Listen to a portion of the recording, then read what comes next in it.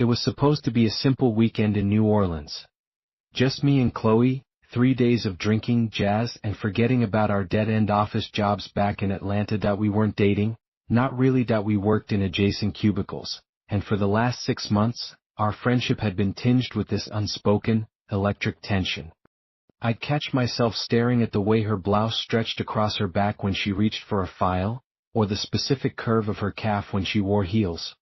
This trip felt like the natural, dangerous progression of that we were staying in a rented apartment above Bourbon Street. The place was exactly what you'd expect. Wrought iron balcony, peeling paint the color of a faded mint julep, and the constant, thrumming bass from the bars below seeping up through the floorboards. That it was Friday night, and the street was a riot of neon and noise. That we'd just gotten back from a late dinner, our bodies humming with a pleasant buzz from cheap Sazeracs. Chloe leaned against the balcony railing, looking down at the chaos. The humid air clung to our skin. She was wearing a simple black tank top and denim shorts, and the orange glow from a Hurricanes to Go sign painted her in warm light. That I found my eyes tracing the line of her spine, visible through the thin cotton, down to where the shorts hugged the swell of her hips. When she turned to smile at me, a little drunkenly, her lips looked impossibly soft.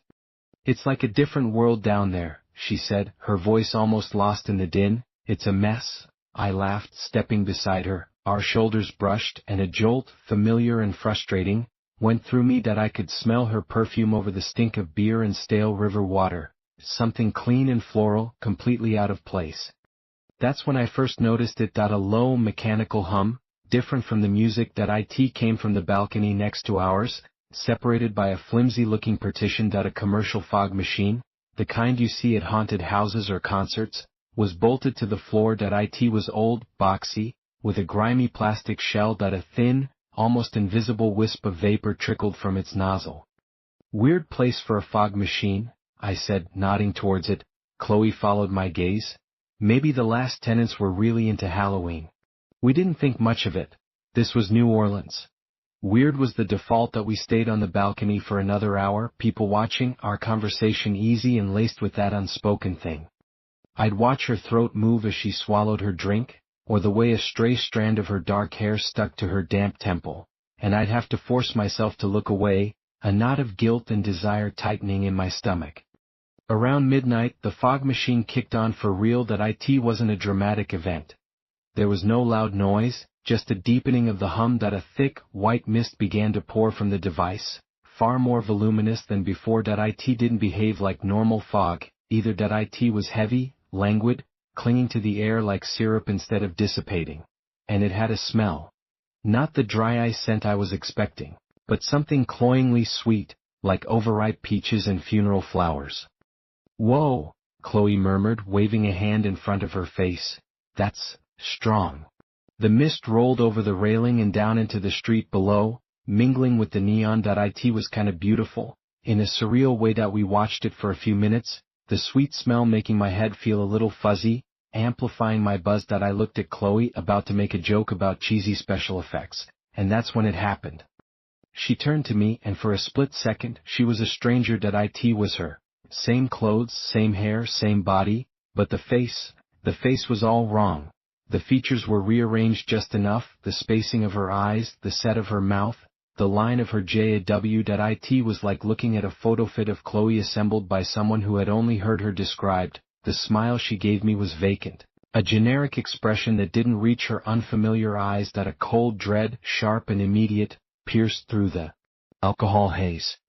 I blinked, hard, and she was Chloe again. Her real, warm, slightly lopsided smile was back. "You okay?" she asked. "You look like you've seen a ghost." My heart was hammering against my ribs. "Yeah, no, I'm fine, just a lot of drinks."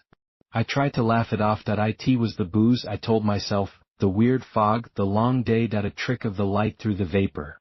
"I'm getting tired," I said, my voice tighter than I intended.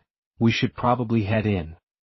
She looked a little disappointed but agreed. That as we moved inside, I caught one last glimpse of the street. The fog had settled in a thick blanket. The crowd moving through it looked off. Not like a mass of individuals, but like a swarm of identical, vaguely human-shaped forms. That I shut the French doors firmly, locking them.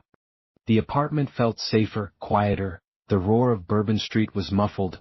Chloe flopped onto the worn velvet sofa, kicking off her sandals. She wiggled her toes, the nail polish a chipped crimson. I stared, fixating on that small human detail, the delicate bones of her ankles, the pale skin of her soles against the dark rug. It was a desperate anchor to reality. That fog was kind of creepy, huh? She said, stretching her arms over her head. The movement pulled her tank top taut across her chest, and for a terrifying moment, I was afraid I'd see another stranger's body in her clothes. But it was just Chloe. My Chloe, the one I'd been secretly fantasizing about for months.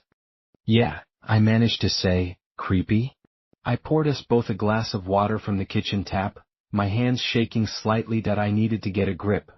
This was ridiculous. I handed her the glass, and our fingers touched. A spark of static electricity jumped between us, making her yelp and giggle. The sound was so normal, so her, that it almost convinced me I'd imagined the whole thing. Almost that we decided to call it a night.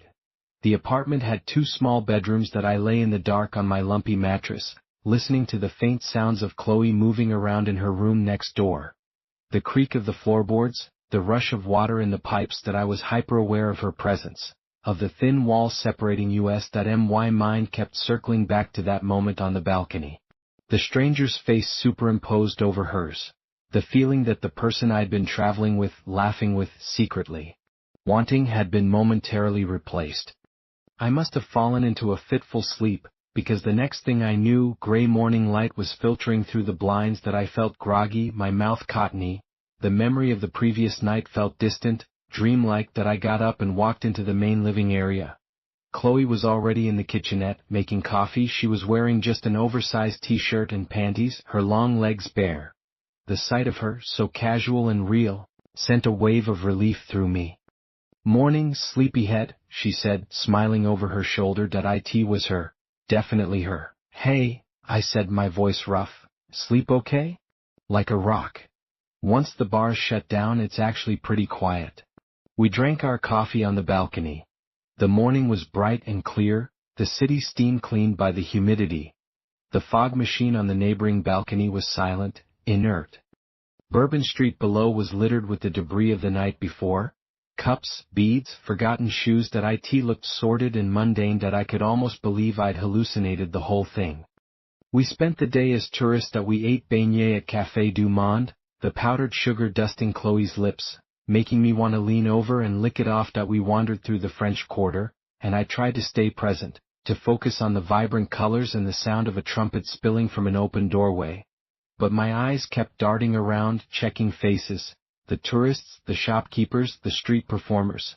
Everyone looked normal, distinct. I started to feel foolish. The tension between us was still there, a live wire. In a cramped voodoo shop, she pressed against my back to let someone pass, and I could feel the entire length of her body. Her breath was warm on my neck. My reaction was immediate, physical, and for a glorious minute, the paranoia was drowned out by a much more primal urge. "We should go out tonight," she said later, as we sat on a bench in Jackson Square watching the tarot readers. "A proper night out. I want to hear some real jazz." "Yeah," I agreed, my hand resting on the bench just inches from her thigh. "That sounds good." But as evening began to fall, a low-grade anxiety started to creep back, and we went back to the apartment to change. The sun dipped below the roofline, and the familiar hum of the city's nightlife began to stir. And with it, that other hum. The one from next door. I stood on the balcony watching the fog machine. It was still off. Chloe came out, having changed into a little red dress for the evening. She looked incredible. The dress clung to every curve, the neckline hinting at the swell of her breast. She'd done her makeup, darkening her eyes, making her look older, more sophisticated. The desire I felt was a sharp, aching thing. "Ready?" she asked, her voice a little husky. Before I could answer, the fog machine sputtered to life. The same thick, sweet-smelling mist began to pour out, faster this time, as if making up for lost time. It rolled across our balcony, clinging to my skin, filling my lungs with the scent of rotten fruit and flowers. "Ugh, not again," Chloe said, wrinkling her nose. "That smell is disgusting." I watched her, my heart starting to thud dully. The fog thickened around us, obscuring the street below, turning the neon signs into blurred, colorful smudges. She turned to me, a playful smile on her face. Maybe we should just stay in? Order pizza. And then it happened again. Her face shifted. That it wasn't a blink and you miss it thing this time. That it was a slow, nauseating morph. Her cheekbones seemed to flatten, her eyes grew farther apart, her smile became a slack, meaningless line. That it was Chloe's body, in that devastating red dress, but topped with the head of a stranger. A bland, forgettable face that held no history, no shared jokes, no secret longing. I stumbled back a step, my back hitting the French doors. Chloe? My voice was a strangled whisper. The thing, the person, with Chloe's body tilted its head. Yeah? What's wrong? The voice was similar, but the cadence was wrong. That it was flat, devoid of the melodic lilt that was uniquely hers. That I couldn't speak. That I just stared, frozen. My eyes dropped from that alien face down to her body, to the dress that hugged a form I'd been obsessing over for days. The sight was horrifying. The lust was still there, a sick, twisted echo, now tangled with utter revulsion. That I was attracted to a shell, a costume worn by something unknown. You're pale, the not Chloe said, taking a step towards me. Her hand, with its familiar slender fingers and the silver ring she always wore, reached out to touch my arm. That I flinched away violently. Don't. The touch felt cold. Wrong. Her head tilted again, a gesture that on the real Chloe would have been inquisitive, charming. On this thing, it was predatory, like a bird examining a worm. The fog swirled around her, making the scene feel like a nightmare. I fumbled behind me for the door handle, my eyes locked on her. On it. I couldn't look away. I was terrified that if I did, it would be right in front of me. When I looked back, my fingers found the cool metal, and I yanked the door open, falling backward into the living room. I scrambled to my feet and slammed the door shut, locking it. Through the glass, I could see her standing there in the mist. The stranger's face stared back at me, expressionless. Then it lifted a hand, Chloe's hand, and waved, a slow, deliberate motion. I backed away until my legs hit the sofa, and I collapsed onto it. I sat there in the dark, shaking, listening. I heard nothing from the balcony. No knocking, no calling my name. Just the relentless, muffled beat of the music from below and the low, insistent hum of the fog machine. What had I done? Had I just left Chloe out there? Or had I locked a stranger inside with me?